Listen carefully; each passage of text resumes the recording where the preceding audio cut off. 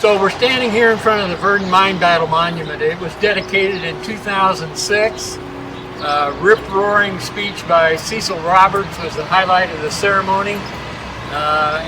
What you see behind me is the product of a sculptor and a great artist from Elizabeth, Illinois by the name of David Seagraves.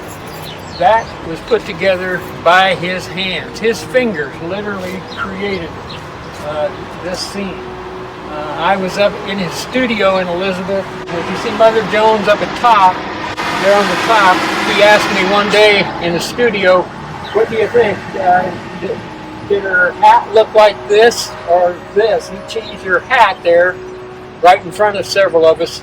That's how good this guy is with his fingers. He also put together a mine monument in deep southern Illinois on a fluoride miner that sits down there on the Ohio River. This mine battle monument was an outgrowth of our city's sesquicentennial, and we raised $175,000 to put together what you see here. This gets a lot of attention.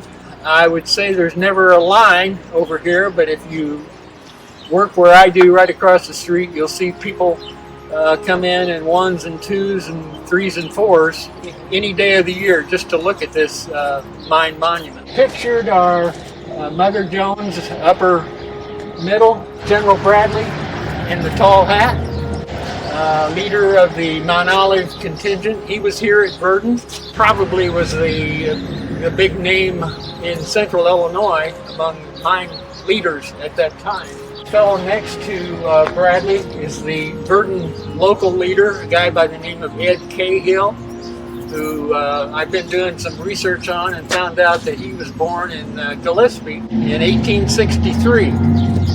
But he spent a lot of time here, was a successful leader, and went on to a good job eventually after Virden. He's buried over at Litchfield. Then we have John Mitchell, who was the president of the Illinois United Mine Workers of America. He was from Spring Valley up in the Ottawa, LaSalle, Peru area, where a lot of miners got started in Illinois and then scattered around the state to places like Virden and other little towns in central Illinois. The last man over is the governor, John Tanner. In my mind, he's one of the unsung heroes of Virden. He was so admired by the Virden local UMWA that when Tanner died in Springfield just 3 or 4 years after the mine battle, his family invited the Virden miners to lead the contingent, the procession from downtown Springfield to his tomb in Oak Ridge Cemetery. And then we have pictured the National Guardsmen who came out onto this spot, set up a camp in this park and declared martial law, disarmed the community, and sent everybody home. Then just scenes of miners, some of the villains. You can see the mine, the Chicago and Alton Railroad, the widow who's lost a husband, miners eventually winning, going back to work, but forever remembering what happened here at Virden. And last but not least, we have the names, the 8 names of the miners who laid down their lives here for their families, their union, and their brothers, and really gave a shot in the arm to the development of the United Mine Workers of America, who again were a minority community among Illinois miners before Virden, but after Virden quickly became a majority, with a great percentage of Illinois miners joining the union. So that's pretty much what I can tell you.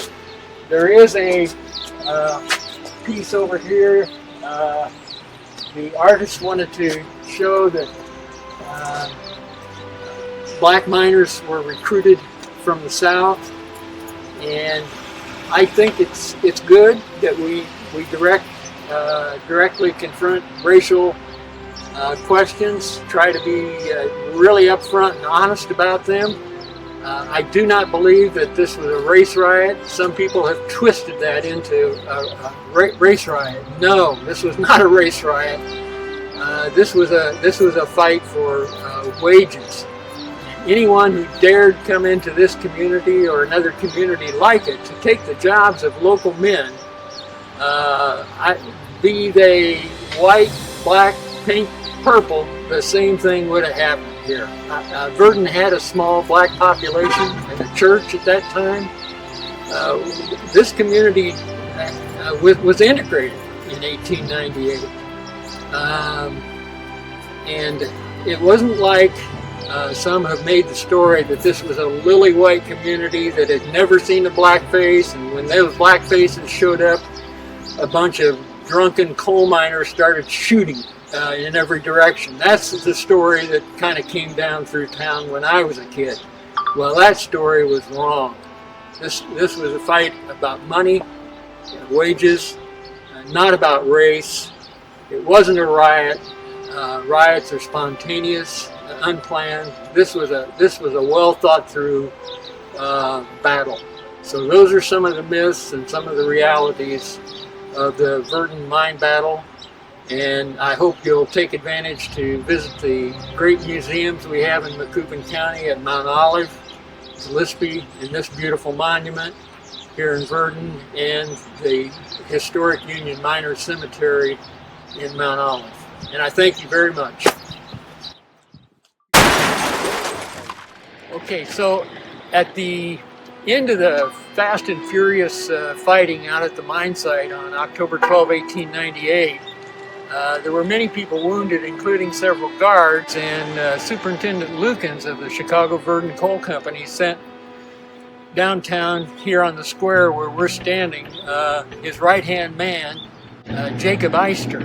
Eister was the manager of the company's store, and that store was the gray building right behind me where the Country Company's sign is. That's kind of interesting. I hadn't thought about that, but it went from the company store to Country Companies over the years. Eister was believed to be Mr. Lukens, the villain in the story, and the miners chased Eister into the store, his own store, Climax Trading Company, and they probably didn't have a very good opinion of the store. As you can imagine, a lot of company stores had the reputation of kind of ripping off the miners. So they didn't care much for Mr. Eister to begin with. But when he took up arms against the coal miners, they chased him into his store, and he got up onto the top of his building, the gray building, and eventually worked his way trying to get down the line of buildings and apparently hide somewhere. He got above the fourth building in where the open sign is, and the miners' hall was located on the second floor in that building.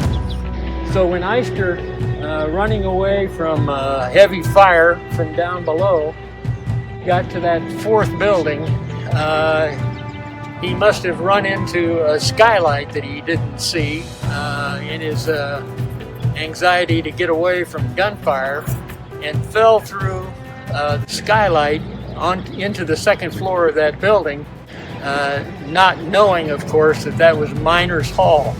And it's just really ironic that a guy on the run from the miners would literally fall in to their hands right beneath him.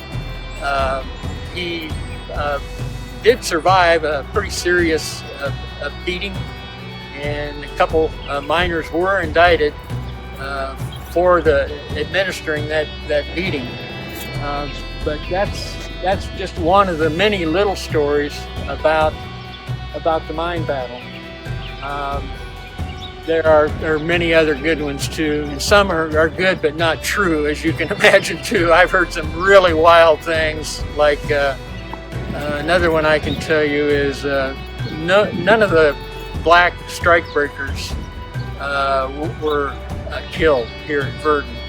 But you can hear stories if you live long enough here that there are 100 of them buried between here and there, 2 miles north, in a mass grave, like Civil War soldiers were buried. I mean, some of these stories are just unbelievably crude and erroneous. But I'll settle for those two here at the moment.